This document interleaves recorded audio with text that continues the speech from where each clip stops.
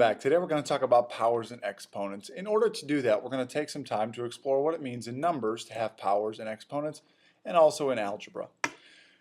Off to the side here, what I'm going to do is lay out just a basic exponent. And what I'm going to say here is that 4 is the base. It's going to be the bigger number, it's going to be on the bottom, that's going to be what we're actually multiplying. On the top, this is going to be our exponent.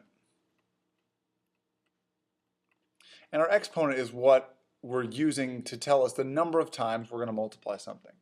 So what I'm going to do is, up here, I'm going to write 4 to the third power, and I'm going to show you what that means. 4 to the third power means 4 used as a factor 3 times.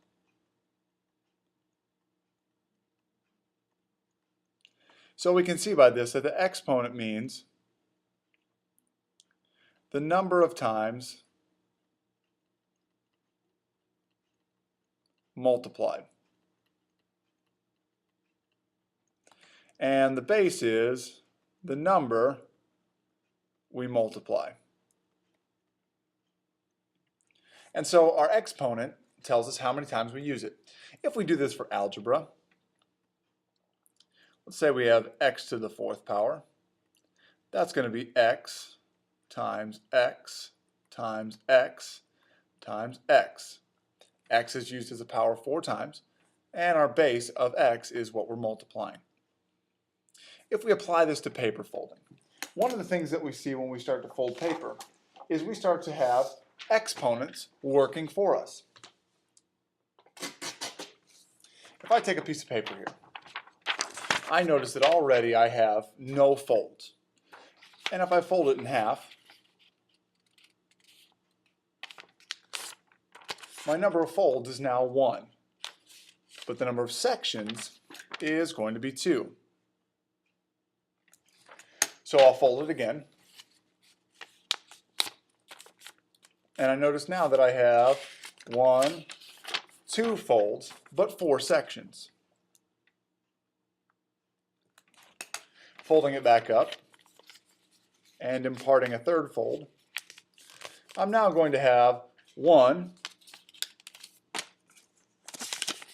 2, 3 folds, and if I count them, I'm going to notice that I have 8 sections. If we keep with this pattern, and we're going to fold this one more time and then make a little bit of a judgment. I fold it in half again, and now I'm going to have something that's getting a lot smaller. I'm going to have 1, 2, 3, 4 folds, and when I count them, I notice I'm going to have 16 sections. Now what I'm going to notice is, as I go up in numbers, I will continue to multiply by 2.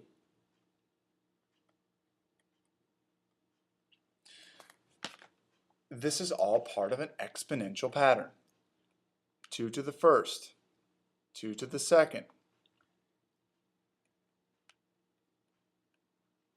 2 to the third, 2 to the fourth, 2 to the fifth, 2 to the sixth, 2 to the seventh. My number of folds then becomes my exponent. That's a way that we can model an exponential equation. I'd like for you to evaluate the power. Let's do the first one together. 2 to the third. What I'm going to do to show my work is I'm going to write out what this means. 2 to the third equals 2 times 2 times 2. I can simplify down and know that 2 times 2 is 4. Keep my other 2. And then I see that this is 8. So 2 to the third power is equal to 8. See if you can do the next 2 on your own. Let's write the product as a power. I know that what I'm multiplying is going to be my base, and the number of times that I use it is going to be my exponent. So what I can do is, I'll say 2 is my base, and the power, or the exponent, is going to be 2, 1, 2, 3, 4, 5, 6 2's.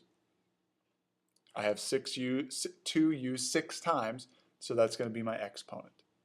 See if you can do the next 2 on your own. Let's evaluate some powers now. If we have a squared and a equals 9, we know that we're going to have to substitute. So what we can do is, one way is to write that a squared is equal to a times a. And then if I substitute in, that equals 9 times 9 is equal to 81. The other way I could do it is to substitute first and to say that a squared is equal to 9 squared. And then I would rewrite and I would get 81. Either way, I end up with the same answer. I'd like for you to try the next two on your own. Thanks for watching, guys. That was Powers and Exponents. We'll see you next time.